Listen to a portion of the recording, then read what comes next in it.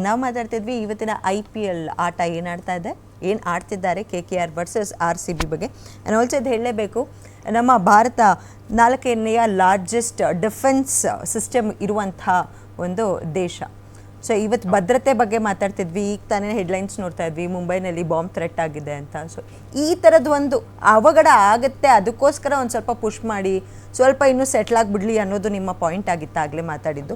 Security ಮೆಷರ್ಸ್ಗೋಸ್ಕರ, ಯಾಕಂದರೆ ದೊಡ್ಡ event ಇದು. 40ರಿಂದ 50 ಸಾವಿರ ಜನ ಒಳಗಡೆ ಕೂತಿರ್ತಾರೆ, ಹೊರಗಡೆ ಒಂದು 5-6 ಸಾವಿರ ಜನ ಹೊರಗಡೆ ಇರ್ತಾರೆ. ನಮ್ಮ ಪೊಲೀಸಿಂಗ್ ಆಗಲಿ ಸೆಂಟ್ರಲ್ ಇಂಟೆಲಿಜೆನ್ಸ್ಗಾಗಲಿ ತೀರಾ ಪ್ರೆಷರ್ ಇದು. ಏನು ಆಗಬಾರ್ದು ಅಂತಲೇ ಎಲ್ಲರೂ ಊಹೆ ಮಾಡೋದು, ಪ್ಲಸ್ ಆಗಬಾರ್ದು ಅಂತಲೇ ಎಲ್ಲರ ಮೈಂಡ್ ಸೆಟ್ಟಲ್ಲಿ ಇರೋದು. ಆದರೆ ಏನಾದರೂ ಆದಾಗ ಜವಾಬ್ದಾರಿ ಯಾರು ಹೊರ್ತಾರೆ? ಇಷ್ಟು ಪ್ರೆಷರಲ್ಲಿ ಬೇಕಿತ್ತ IPL? ಯಾಕಂದರೆ ಈ 10 ದಿನ ಒಳಗಡೆ ಏನು ಬೇಕಾದ್ರೂ ಆಗ್ಬೋದಾಗಿತ್ತು. ಈಗ ಬಾರ್ಡ್ರಲ್ಲಿ ಸ್ವಲ್ಪ ಸಟಲ್ ಆಗ್ತಿದೆ.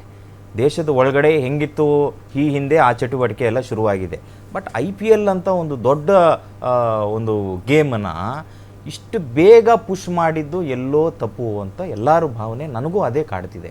10-15 ದಿನ ಒಳಗಡೆ 12 ದಿನ ಒಳಗಡೆ ಈ ಗೇಮ್ನ ಆಡಿಸ್ಲಿಕ್ಕೆ ಶುರು ಮಾಡಿದ್ರಲ್ವಾ, ಒಂದು ತಿಂಗಳು ಪುಷ್ ಮಾಡಿದರೆ ಏನಾಗಿರೋದು? ಯಾವತ್ತೇ ಆಗಲಿ ಗೇಮ್ನ ಗೇಮ್ ಥರ ನಾವು ನೋಡಬೇಕಾಗಿತ್ತು. ಗೇಮ್ ಯಾವತ್ತು ಕಮರ್ಷಿಯಲೈಸ್ ಆಗಿತ್ತೋ, ಕಮರ್ಷಿಯಲ್ ಆಸ್ಪೆಕ್ಟ್ಗೆ ಗೇಮ್ ಹೋಯಿತು, ಈ ರೀತಿ ಎಲ್ಲ ಆಗ್ತಿದೆ ಅಂತ ನಮ್ಮ ಭಾವನೆ. ಓಕೆ, ಸೊ ಈ ಎಕ್ವಿಪ್ಮೆಂಟ್ಸ್ ಬಗ್ಗೆ ಮಾತಾಡೋದಾದರೆ, ಇಂಡಿಯಾ ಇವಾಗ ತುಂಬ ಒಳ್ಳೆ ಎಕ್ವಿಪ್ಮೆಂಟ್ಸ್ ಇದೆ ಅಂತ ಬೇರೆ ದೇಶಗಳು ಕೂಡ ನಮ್ಮ ಹತ್ರ ಬರ್ತಿದ್ದಾರೆ. ಸೊ ಈ ಎಕ್ವಿಪ್ಮೆಂಟ್ ಬಗ್ಗೆ ಮಾತಾಡೋದಾಗಿರ್ಬೋದು, ಸೆಕ್ಯೂರಿಟಿ ವೈಸ್ ಮಾತಾಡೋದಾಗಿರ್ಬೋದು, ಅಥವಾ ನಾವು ಬಾರ್ಡರ್ನಲ್ಲಿ ಫೇಸ್ ಮಾಡ್ತಿರುವಂಥ ನಮ್ಮ ಗಟ್ಸ್, ನಮ್ಮ ಸೋಲ್ಜರ್ಸ್ ಏನಿದ್ದಾರೆ ಅವ್ರಗಳ ಬಗ್ಗೆ ಎಲ್ಲ ಮಾತಾಡೋದಾದರೆ ಏನು ಹೇಳ್ತೀರಿ? ಅಲ್ಲ, ನಮ್ಮ ದೇಶದ ಟೆಕ್ನಾಲಜಿ, ಟೆಕ್ನಿಕಾಲಿಟಿ ಇಡೀ ವಿಶ್ವಕ್ಕೆ ನಾವು ಸಾರಿದ್ದೀವಿ.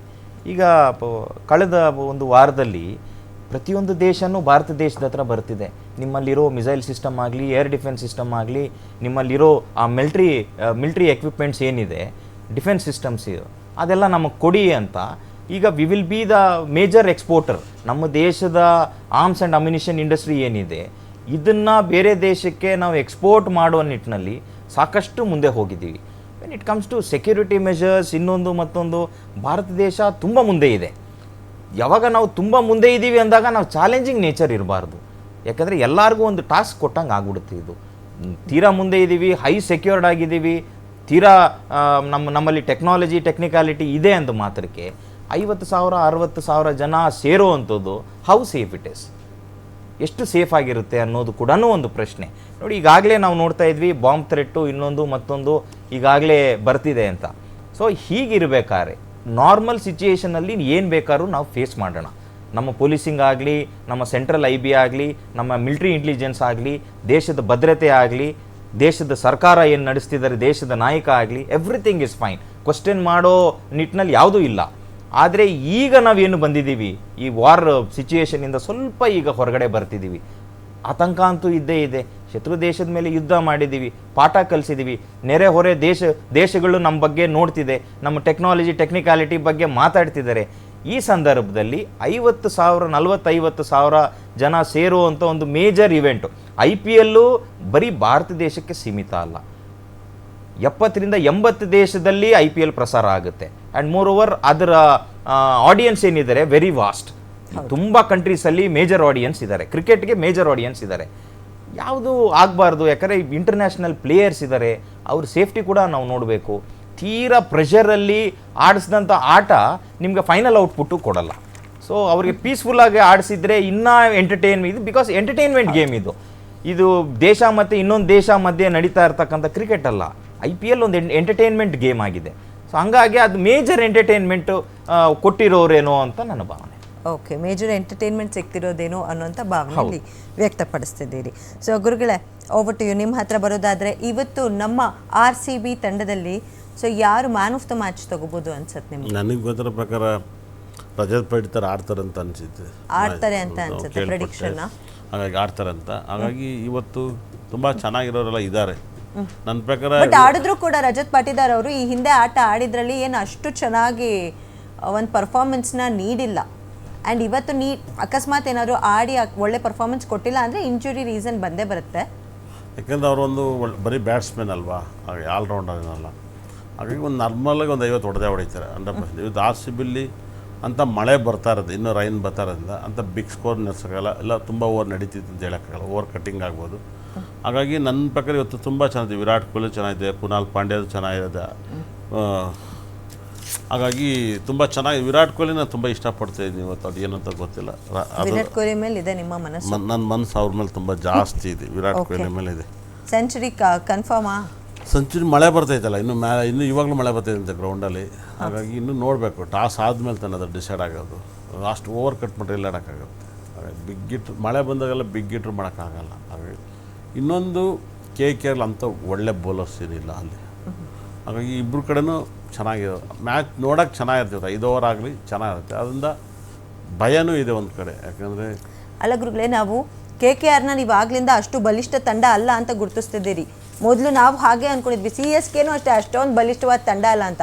ಬಟ್ ಆಡಿದ ಮ್ಯಾಚ್ ನೋಡಿದ್ರೆ ಕೊನೆ ತನಕನೂ ಬಾಯಿಗೆ ಬರ್ಸಿದ್ರಲ್ಲ, ಓ ಏನಿದು ಏನು ಕತೆ ಅಂತ. ಲಾಸ್ಟ್ ಓವರ್ ತನಕನೂ ಏನಿದು ವಿನ್ ಆಗ್ತೀವಾ ವಿನ್ ಆಗಲ್ವಾ, ಅದು ಹಾಗೆ ಇತ್ತು. ಇಲ್ಲೇನಾಗುತ್ತೆ, ನಾನು ನೋಡೋ ಪ್ರಕಾರ ಇಲ್ಲಿವರೆಗೂ RCB ಮ್ಯಾಚಲ್ಲಿ ತುಂಬ 35 ಮ್ಯಾಚಲ್ಲಿ 20 ಮ್ಯಾಚ್ ಅವ್ರು ಗೆದ್ದಿದ್ದಾರೆ, 15 ನಾವು ಗೆದ್ದಿವಿ ಓವರಲ್ಲಿ. ಇವಾಗ ಕೆಲವೇ 5 ವರ್ಷದಿಂದ ಈಚೆಗೆ ಅವ್ರು 4 ಗೆದ್ದರೆ ನಾವು 1 ಗೆದ್ದಿದ್ವಿ. ಇದು ಭಾಳ ವರ್ಷದಿಂದ ಈ ಥರ ಅವ್ರ ಟೀಮ್ ಸ್ಟ್ರಾಂಗ್ ಇತ್ತು. ಈ ಸಲ ದಿಢೀರ್ನೆ ಚೆನ್ನೈ ಥರ ಡೌನ್ ಆಗಿರೋದು ತುಂಬ ಇಷ್ಟು. ಅಲ್ಲ, ಅಂತ ಡೌನ್ ಇರೋ ತಂಡದ ಜೊತೆನೆ ಇವ್ರೇನು ಫುಲ್ ಗ್ರೇಟ್ ಪರ್ಫಾರ್ಮೆನ್ಸ್ ನೀಡಲಿಲ್ವಲ್ಲ? ಅದು ಅವಾಗಿತ್ತು. ಇವಾಗ ನಮ್ಮ ಟೀಮ್ ಸ್ಟ್ರಾಂಗ್ ಆಗಿದ್ದಾರೆ. RCB ತುಂಬ ಜನ ಒಳ್ಳೊಳ್ಳೆ ಪ್ಲೇಯರ್ಸು ಫಾರ್ಮಿಗೆ ಬಂದವ್ರೆ. ಸೊ 10 ದಿನದಲ್ಲಿ ಸ್ಟ್ರಾಂಗ್ ಆಗಿದ್ದಾರೆ ಅಂತ. ಹೌದೌದು. ಈ 10 ಬ್ರೇಕ್ ಅಲ್ಲಿ ಫುಲ್ ರಿಫ್ರೆಶ್ಡ್. ಬ್ರೇಕ್ ಅಂತ ಹಂಗೇನಿಲ್ಲ, ಬ್ರೇಕ್ ಕೊಟ್ಟಾಗ ಯಾವಾಗಲೂ ಡಿಸ್ಟರ್ಬ್ ಆಗ್ತಾರೆ, ಅದೇ ಒಂದು ಕಷ್ಟ. ಮ್ಯಾಚು ಅವಾಗ ನಮ್ಗೆ ಜೋಶ್ ಇತ್ತು, ಇವಾಗ 10 ದಿವಸ ಆದಮೇಲೆ ಆಡ್ತಿದ್ದಾರೆ. ಯಾವ ಪ್ಲೇಯರ್ ಆಡ್ತಾರೋ ಯಾವ ಪ್ಲೇಯರ್ ಆಡಲ್ವೋ ಅಷ್ಟೊಂದು ಡೌಟ್ ಇರುತ್ತೆ. 7 ಗಂಟೆವರೆಗೂ ಗೊತ್ತಾಗಲ್ಲ, ಯಾಕಂದರೆ 7 ಗಂಟೆ ಟಾಸ್ ಆದಮೇಲೆ ಎಲ್ಲ ಪ್ಲೇಯರ್ ಹೆಸರು ಹೇಳ್ತಾರೆ, ಅವಾಗ ಕನ್ಫರ್ಮ್ ಗೊತ್ತಾಗುತ್ತೆ ಇವ್ರು ಆಡ್ತಾರೆ ಅಂತ. ಅವಾಗ ಇಲ್ಲಿ ಹೆಂಗಂದ್ರೆ ಕ್ರಿಕೆಟು ನಾವು ನೀವು ಆಡಿಯನ್ಸು ಒಂದು ಸೈಡ್ ಮ್ಯಾಚ್ ನೋಡ್ತಿದ್ವಿ. 190% ಒಂದೊಂದು ಓವರು ಒಂದೊಂದು ಬಾಲು ಮ್ಯಾಚ್ ನೋಡೋರಿದ್ದಾರೆ. ನಾವು ಫುಲ್ ಮ್ಯಾಚ್ ನಾವು ನೋಡ್ತಿದ್ವಿ, ನಾವು ನೀವೇ 1 ಓವರು 6 ಓವರು ಫಸ್ಟ್ ಬಾಲ್ ನೋವಾಗುತ್ತಾ, ವೈಡ್ ಆಗುತ್ತಾ, ಇಲ್ಲ 6 ಹೊಡಿತಾನ, 6 ಬರಲ್ವಾ, 5 ಓವರ್ಗೆ 45 ರನ್ ಬರುತ್ತಾ, 55 ರನ್ ಬರುತ್ತಾ, 5 ಓವರ್ಗೆ 2 ವಿಕೆಟ್ ಬೀಳುತ್ತಾ, ವಿರಾಟ್ ಕೊಹ್ಲಿ 30 ಹೊಡಿತಾನ, ವಡ್ಡಿಯಲ್ಲ, ಈ ಥರ ಎಲ್ಲ ಕ್ರಿಕೆಟ್ನ ದುಡ್ಡು ಕೊಟ್ಟು ನೋಡೋರಿದ್ದಾರೆ.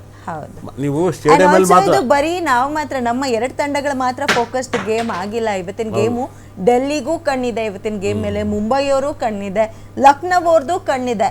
ಸೊ ಯಾರು ಅವ್ರೆಲ್ಲರಿಗೂ RCBನ ಆಕ್ಚುಲಿ ಗೆಲ್ಲಬೇಕು. ಬಿಕಾಸ್ KKR ಏನಾದರೂ ಗೆದ್ದುಬಿಟ್ರೆ ಅವ್ರ 4th ಪ್ಲೇಸ್ ಏನಿದೆ ಅದಕ್ಕೆ ತಳಕ ಬಳಕ ಆಗುತ್ತೆ ಅನ್ನೋಂಥ ಭಯ ಇದೆ. ಇವತ್ತು RCB ಗೆಲ್ತಾರೆ.